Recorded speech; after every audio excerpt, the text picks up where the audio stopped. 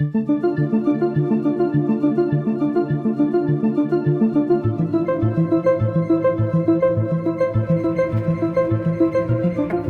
ओए ओए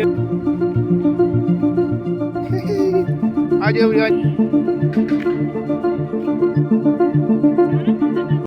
hello friends, आज मैं फिर आई हूँ न्यू ब्लॉग लेके, नई मन की बात लेके। तो फ्रेंड्स, आशा करती हूँ आप लोग सभी लोग अच्छे होंगे, कुशल मंगल होंगे और त्योहारों का तैयारी करते रहते होंगे।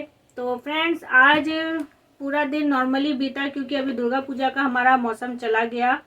तो अभी हम लोग बहुत थके हारे थे, तो नॉर्मली पूरा दिन ही चला गया है। तो ब्लॉगिंग का आज कुछ था नहीं, तो आपसे मैं सोची चलो मन की बात ही शेयर कर देती हूँ। तो आज मेरी मन की बात ऐसी है फ्रेंड्स कि कलयुग चल रहा है इस टाइम। कलयुग में पाप कितना बड़ा हो चुका है, इस चीज का भगवान श्री कृष्ण ने वर्णन कर दिया था पांचों पांडवों के सामने। तो मैं इसी आधारित पे मैं आपको ये बात बताना चाहती हूँ कि भगवान श्री कृष्ण ने क्या क्या कहा था अपने कलयुग के बारे में, कि कलयुग में पाप कितना बड़ा होने वाला है और इस चीज का समाधान है या नहीं है। तो इस चीज के ऊपर मैं आपको बताती हूँ एक बात जो भगवान श्री कृष्ण ने बताया था पांचों पांडवों को। तो फ्रेंड, जब पांचों पांडव वनवास के लिए जा रहे थे तो उन्हें बीच रास्ते में श्री भगवान कृष्ण जी नजर आए। तो जब पांचों पांडव जब भगवान कृष्ण को देखे तो तब उन्होंने पूछा कृष्ण जी से कि भगवान जी, आगे हमारी सृष्टि में क्या होने वाला है और कलयुग का समय कितना क्या होने वाला है, कलयुग के टाइम समय पे क्या होने वाला है। उन्होंने ऐसा सवाल पूछा कृष्ण जी से। तो कृष्ण जी ने बताया कि आप लोग पहले जाइए जहां आप जा रहे थे, वहां से भ्रमण करके आइए। जब आप आएंगे तो मैं आपका इस चीज का मैं जवाब आपको दे दूंगा। तो पांचों पांडव ने बोला ठीक है। तो वो लोग अपना जंगल की ओर निकल गए और पांचों भाई जो है अपना अलग अलग रास्ते में निकल गए घूमने के लिए, इधर उधर घूमने के लिए निकल गए। तो उनमें से युधिष्ठिर जो है वो अपना किसी और रास्ते से जा रहे थे। तो उन्होंने जो चीज देखा वो देख के वो हैरान हो गए। उन्होंने देखा 2 सूंड वाला हाथी सामने, एक हाथी के 2 सूंड। वो देख के वो हैरान हो गए और उस चीज का क्या मतलब है, ऐसा क्यों है, उनको नहीं समझ में आया। और वहां से अर्जुन जब दूसरे रास्ते की ओर जा रहे थे तो उन्होंने देखा एक गिद्ध है जिसके पंखों में वेद की रचना लिखी हुई थी। एक गिद्ध है बहुत बड़ा सा, उसके पंखों में वेद की रचना लिखी हुई थी और वो वहां बैठ के एक मरे हुए आदमी के मांस खा रहा था। तो ये चीज अर्जुन जी देख के बहुत ही हैरान हुए कि इस चीज का क्या मतलब है। वेद की रचना लिखी हुई है पीठ में और वो मांस खा रहा है। और फिर दूसरी तरफ से भीम गुजर रहे थे। भीम ने देखा एक गाय ने अपने बछड़े को जन्म दिया और वो अपने बछड़े को इतना चाट रही थी, साफ कर रही थी, मतलब बछड़े को वो गाय, पर वो इतना चाट रही थी कि उसके पूरे बदन से खून खून निकल गया। तो ये चीज भीम जी देख के ना चौंक गए कि ये क्या हो रहा है, इसका क्या मतलब है। और फिर दूसरी तरफ से गुजर रहे थे सहदेव जी। सहदेव जी जब वहां से गुजर रहे थे दूसरी ओर से तो उन्होंने देखा सामने बहुत सारा कुआं और उनमें से बीच में एक बहुत बड़ा सा कुआं था जो गहराई तो जिसकी बहुत ज्यादा थी बीच वाले कुएं की, पर वो कुआं बिल्कुल खाली पड़ा था।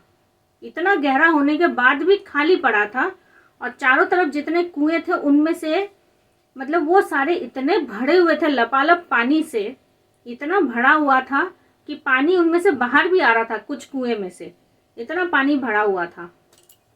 अच्छा जी, और अब बच्चे नकुल जी। नकुल जी एक जगह से जब जा रहे थे उन्होंने देखा बहुत बड़ा सा एक चट्टान, उसके ऊपर से इतना बड़ा सा पत्थर लुढ़कता हुआ आ रहा था और जितने भी बीच रास्ते में पेड़ थे, बड़े बड़े पेड़ थे, उस पत्थर से टकरा के वो पेड़ टूट जा रहे थे सारे।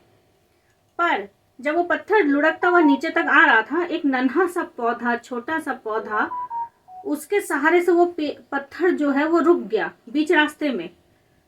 तो नकुल जी ये चीज देख के ना बहुत बहुत ही हैरान हुए कि ये क्या है ये सब। मतलब वो ये सोच में पड़ गए कि इसका क्या मतलब है कि इतना बड़ा बड़ा पेड़ तो उसने तोड़ के गिरा दिया, एक छोटा सा नन्हा सा पौधा से वो पत्थर रुक कैसे गया। तो वो चीज समझ नहीं पाए। तो जो भी है पांचों पांडव वापस आए दौड़ते हुए कृष्ण जी के पास और पूछे कि इन सब का क्या मतलब है। जो चीज़ उन्होंने देखा अपना विस्तार से उन्होंने अपनी मतलब सारी गाथाएं उन्होंने कृष्ण भगवान जी को बोला। तो कृष्ण भगवान जी पहले मुस्कुराए और फिर बोले कि युधिष्ठिर जी, आपने जो सबसे पहले देखा कि हाथी के 2 सूंड है, तो इसका ये मतलब है कि कलयुग में, आने वाले कलयुग में जो वह हाथी के 2 सूंड है ना, यानी कि इंसान आपके मुंह के सामने तो बहुत अच्छा अच्छा बोलेंगे, बहुत ही आपसे बहुत ही प्रेम से स्वभाव से आपसे रहेंगे, पर पीठ पीछे से वो आपके पीठ पीछे वार करेगा। वो आपके साथ छल करने में वो 1 सेकंड सोचेगा नहीं। तो कलयुग में ऐसा ही होने वाला है। 2 सूंड का यही मतलब है कि दिखाने के कुछ और, उस आदमी का देखने का कुछ और रवैया होगा, उसके पीछे कुछ और होगा। तो कलयुग में यही होने वाला है। और किशन जी ने बोला कि अर्जुन जी, जो आपने देखा कि एक गिद्ध बैठा हुआ था जिसके पीठ में वेदों की रचना लिखी थी और वो मांस खा रहा था। अर्जुन ने बोला हाँ, मैंने ऐसा ही देखा। तो किशन जी बोले कि इसी बात के ऊपर कि कलयुग में ऐसा होने वाला है, जो भी भगत होगा या जो भी ऋषि होगा या जो भी ज्यादा ब्रह्मचारी या अच्छा इंसान बनने वाला, जो मतलब ये बोलता है कि मैं मतलब जो बहुत ज्यादा ज्ञानी बनेगा, जो अपने आप से ज्ञानी बनेगा, ज्ञानी पंडित लोग जो है, जैसे है आज के डेट में, जो अपने आप को ज्यादा ज्ञानी बोलेगा, वो इंसान पीठ पीछे से गलत काम करने में पीछे नहीं हटेगा। गलत काम मतलब कुछ भी गलत काम, अपने आप को ज्ञानी बोलेगा। कलयुग में ऐसा होने वाला है। ये चीज कृष्ण भगवान जी ने बोला। और सहदेव जी, आपने क्या देखा कि एक कुआं खाली पड़ा था और सारे कुएं भरे पड़े थे। सहदेव जी ने बोला हाँ, ऐसा ही देखा मैंने।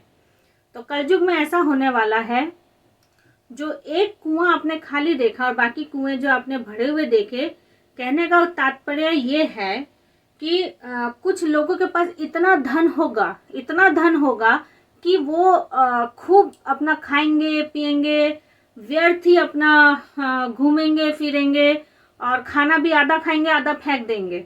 भले ही वो खाने को फेंकना पसंद करेंगे, आधा खाएंगे आधा फेंक देंगे।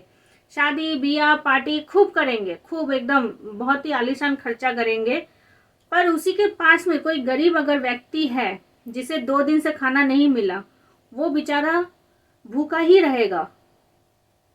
वो उसको अन्न का एक दाना भी नहीं मिलेगा, वो भूखा ही मर जाएगा, भूखा ही सोया पड़ा रहेगा। कहने का ये मतलब है। और लोग अपने लोग ही ऐसा होंगे कि वो सबसे पहले मतलब मौज मस्ती करेंगे। अपने लोगों के अंदर भी ये चीज होगा कि जिसके पास धन होगा वो खूब मौज मस्ती करेगा, खूब अपना उड़ाएगा, ऐश करेगा, पर दूसरा जो अपना रिश्तेदार होंगे उसको वो नहीं देना पसंद करेंगे। तो यही होने वाला है कलयुग में। यही बात, इसी बात के ऊपर कृष्ण भगवान ने बताया। और दूसरा, नकुल जी, आपने क्या देखा? पहाड़ के ऊपर से पत्थर एक लुढ़कता हुआ आ रहा था, सारे पेड़ गिर रहे थे और एक छोटा सा नन्हा सा पौधा ने उसे बचा लिया। नकुल जी कह रहे हाँ, मैंने यही देखा। तो कलयुग में ऐसा ही होने वाला है। पाप इतनी भयंकर होने वाला है, पाप का बोझा इतना ज्यादा होने वाला है कि अगर आप, वो जो नन्हा सा पौधा है ना, वो है भगवान का नाम, यानी कि हरि का नाम। अगर आप बैठ के हरि का नाम लेंगे, पूजा पाठ करेंगे, मन से हरि का नाम लेंगे, भगवान का नाम लेंगे, तो बड़ा सा बड़ा संकट, वो जो पत्थर है ना, वो संकट है जो बड़े बड़े पेड़ों को तोड़ता हुआ नीचे आ रहा था, तो बड़ा सा बड़ा संकट भी आपके जीवन में नहीं आएगी, आप उससे बच जाओगे। तो यही है फ्रेंड्स, कलयुग में जितना भी पाप हो, पर इस कलयुग में अगर आप भगवान का नाम लेंगे ध्यान से और अपना पूजा पाठ जो भी है, जैसा आपको मतलब जैसा आप अपने हिसाब से आप भगवान जी का आप अपना ध्यान रख सकते हैं। जैसे हिंदू मुस्लिम सिख ईसाई जैसे भी वो अपने हिसाब से अपने भगवान को बुला सकते हैं, वो उस हिसाब से बुलाएंगे, तो कलयुग का ये जो पाप का बोझा है ये आपके ऊपर नहीं आएगा। तो फ्रेंड्स, यही है आज की मेरी मन की छोटी सी बात। आपको कैसी लगी प्लीज मुझे कमेंट सेक्शन में बताइएगा। आज के लिए इतना ही है फ्रेंड्स, और अब मैं चलती हूँ कि तो फ्रेंड्स कल मैं फिर आती हूँ आपसे एक न्यू ब्लॉग लेके, नई मन की बात लेके।